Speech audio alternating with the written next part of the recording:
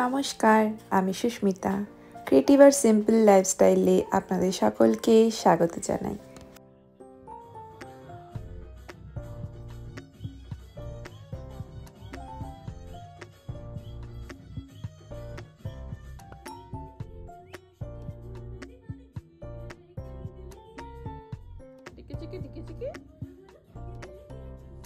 আজকের দিনটা কিন্তু খুব স্পেশাল, কারণ আজকের দিনেই আমরা মেয়ের কানের দুল পরাবো।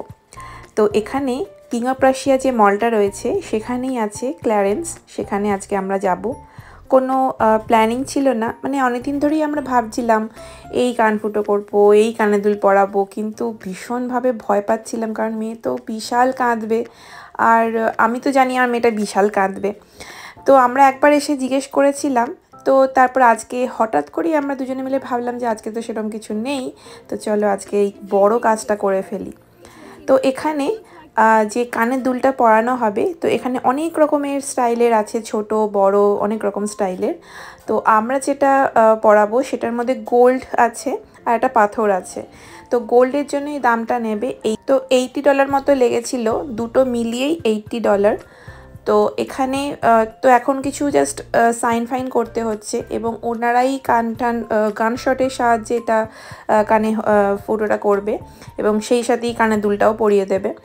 বাচ্চাদের কান ফুটো করতে গেলে কিন্তু আমার মনে হয় যত ছোট হবে ততই কিন্তু সুবিধা বেশি। হ্যাঁ, ছোট বাচ্চা, অনেকের অনেক রকম ভয় থাকে, অনেক রকম ইনফেকশান হবে, কিন্তু আমি বলবো যত ছোট হবে ও বেশি একটা কানে হাতও দেবে না, আর হাত না দিলে ইনফেকশানটাও বেশি একটা হবে না। আর ইঞ্জেকশান যেরকম দেওয়া হয় ঠিক সেই রকমই ব্যাপারটা কিন্তু হবে, কিন্তু যত বড় হবে ওদের ধরে থাকাটা না খুব চাপের হয়ে যায়।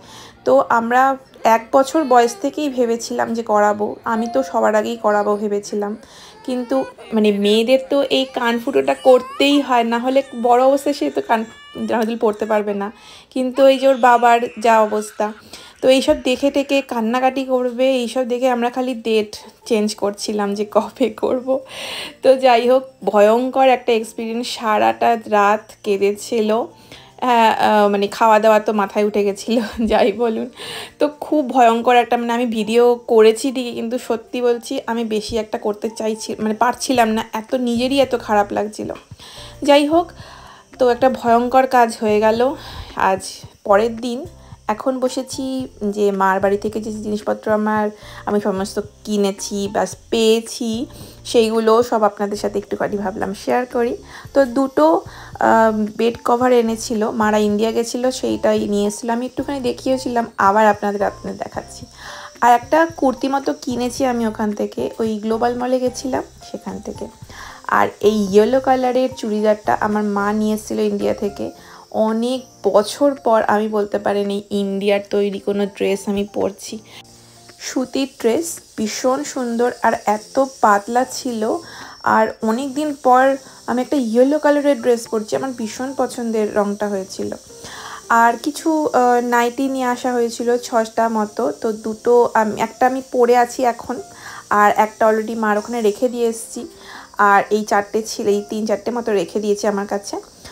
আর এটা হচ্ছে খুব সুন্দর একটা জিনিস, অনেকেই হয়তো এটার সাথে আপনারা পরিচিত, কিন্তু আমি এটা টিভিতে দেখেছি, কিন্তু কোনো সময় নিজে হাতে ধরিনি, ব্যাস খাইও নি। এটা হচ্ছে গয়না বড়ি। আমার দাদা এগুলোর বিজনেস করে। তো মা বাবারা যখন গেছিলো তখন দাদাকে বলেছিলাম যে যদি কিছু আনা যায় দাদার কাছ থেকে নিয়ে আসতে পারা যায়।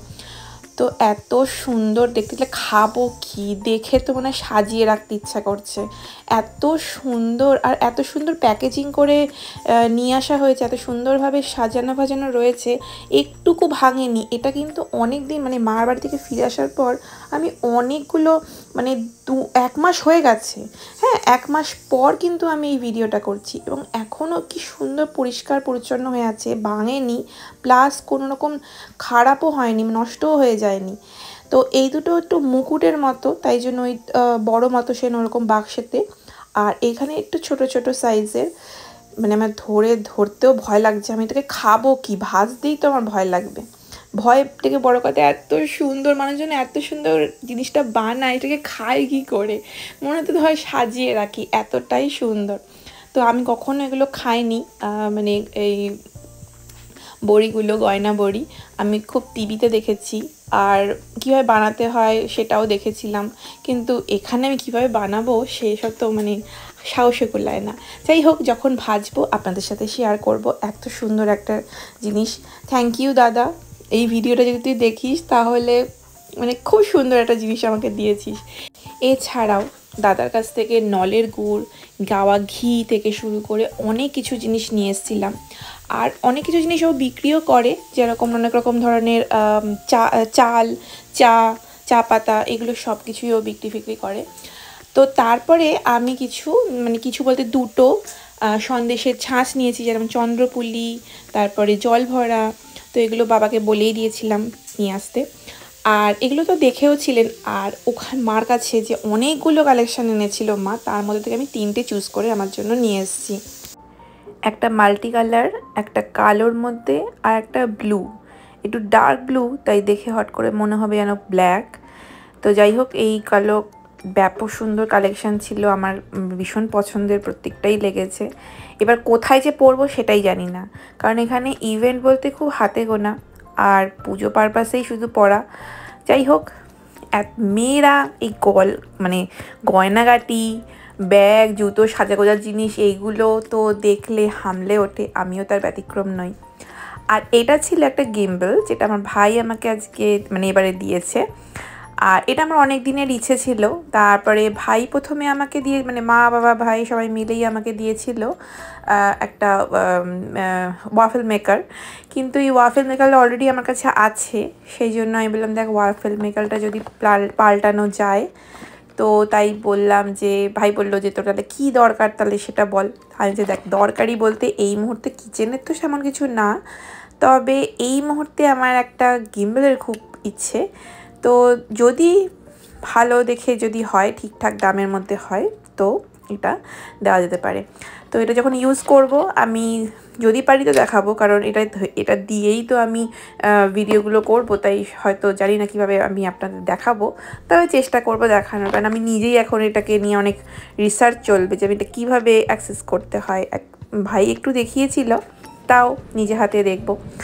তো সমস্ত কাজকর্ম হয়ে আমরা সন্ধেবেলা হয়ে আমরা এখন ছেলের স্কুলে চলে এসেছি।